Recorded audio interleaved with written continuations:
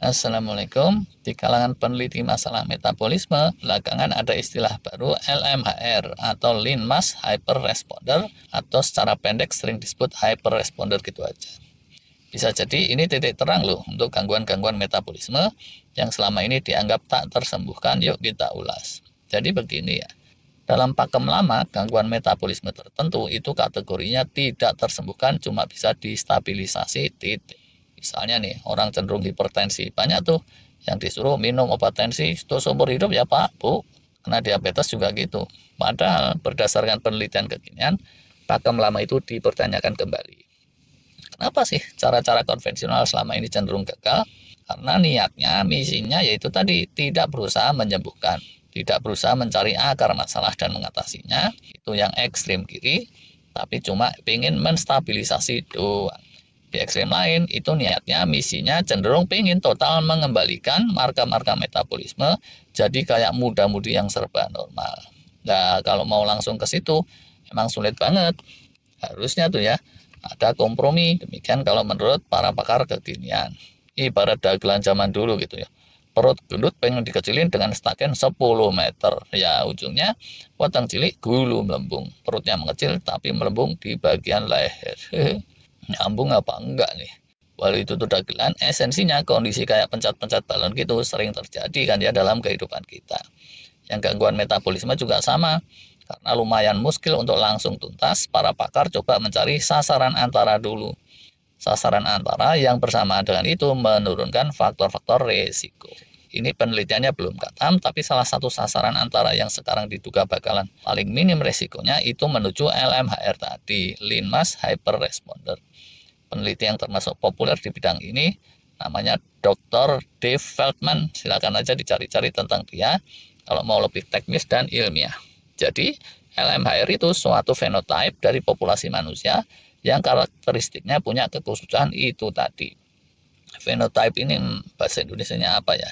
Pokoknya kelompok populasi gitulah ya. Di kalangan populasi dunia itu kan ada yang gampang alergi, ada yang enggak. Nah, kelompok yang gampang alergi itu bisa juga disebut sebagai fenotipe khusus, kayak gitu deh kira-kira. Jadi, yang gampang alergi seafood gitu bukan disebut sakit, cuma punya karakteristik khusus. Jadi ya dia mesti jaga-jaga diri lah. Sehari-hari mainnya jangan sama ubur-ubur ya. Bukan soal mainnya ding. Sampai mana ini tadi? Lean Mass Hyperresponder. Ciri-cirinya gimana sih yang Lean Mass Hyperresponder ini? Bukan ngomongnya logat Madura, Jombang, atau Solo. Kalau itu bisa jadi ciri-cirinya cawapres beda urusan. Ciri-ciri yang hyperresponder itu biasanya gampang error gitu secara metabolismenya. Kalau mager, banyak makan, cepat jadi gemuk. Tensi gampang naik, gula darah gampang menggila, dan seterusnya. Ciri-ciri yang lain, kalau di treatment pakai diet rendah gula karbo, itu skor kolesterol LDL-nya cenderung melenting tinggi, sementara skor-skor lainnya cenderung membaik kayak gitu. Contoh nih ya, Cak Kirun gitu. Kondisi awalnya tuh ambiar, kolesterol LDL HDL jelek, trigliserid jelek, bobot BMI juga Masya Allah, lingkar perut, tensi, gula darah, ngeri juga, terus ada kecenderungan fatty liver, resting heart rate juga kurang rendah, cenderung resisten insulin, dan seterusnya panjang lagi rangkaiannya.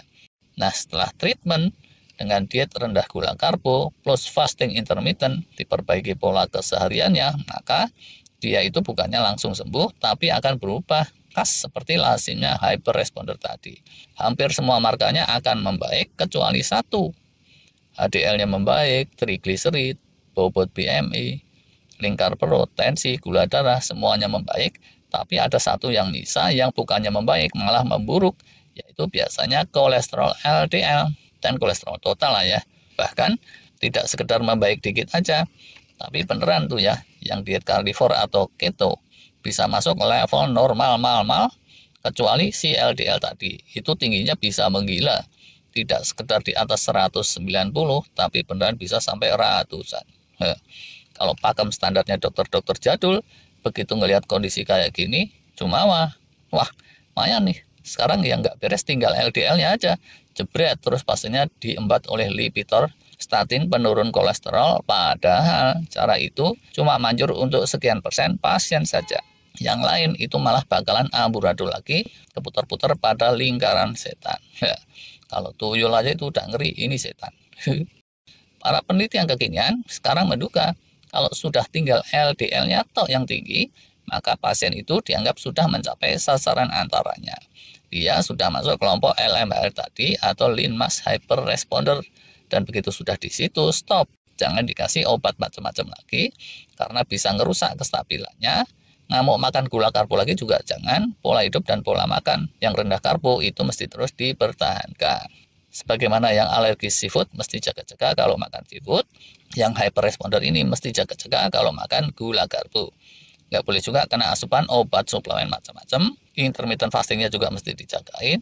Demikian juga tidur malamnya mesti cukup, jangan begadangan. Terus level stresnya mesti dikelola dan seterusnya. Dunia emang kayak gitu kan ya, orang itu rezekinya beda-beda. Ada yang makan seafood jadi gatel, ada juga yang nggak makan seafood aja udah kegatelan. Beda lagi sih kalau pakai istilah kegatelan. Ada yang orang itu wal-wal makan gula karbo sesuka hati, pola hidup ngawur, market check up-nya oke terus. Tapi ada juga yang hyperresponder tadi. Ya wayah nawe, kalau kalian masuk kelompok ini, jangankan gula karbo, kebanyakan dangdutan sambil minum air putih aja, itu berat badan juga bisa melar. Hyperresponder itu dibilang nggak sehat kalau markanya ambyar relatif menyeluruh, tapi sudah bisa dibilang sehat kalau yang melejit tinggi tinggal kolesterol LDL-nya tok. Gitu menurut dugaan dan hasil penelitian sementara pakar kekinian atau seenggaknya menurut Dr. Dave Feldman tadi. Tapi sekali lagi yaitu penelitiannya belum katam dan konsensus para pakar juga belum bulat. Terserah aja sih buat kalian yang ada kecenderungan hyperresponder ini, kalian mau ikut yang mana? Apakah mau ikut pakem baru kalau udah tinggal LDL yang tinggi tenang-tenang aja? Ataukah mau ikut pakem lama? Kalau LDL-nya tinggi kelewatan diantem pakai lipitorstatin, tapi bakal cenderung nggak tuntas juga dan nggak akan jadi stabil. Kalau saya sih sebagai orang yang nggak senang minum-minum obat, kayaknya cenderung tenang-tenang aja tadi itu. Walaupun begitu, ini bisa aja tetap ada resikonya. Kemarin kita udah ulas soal gurunya diet rendah karbo, Dr. Atkins, yang ya di umur 70-an sekian, akhirnya kena serangan juga. Itu deh untuk kali ini. Untuk pendalaman bisa dipakai kata kunci lean mass hyperresponder atau Dave Feldman. Terima kasih.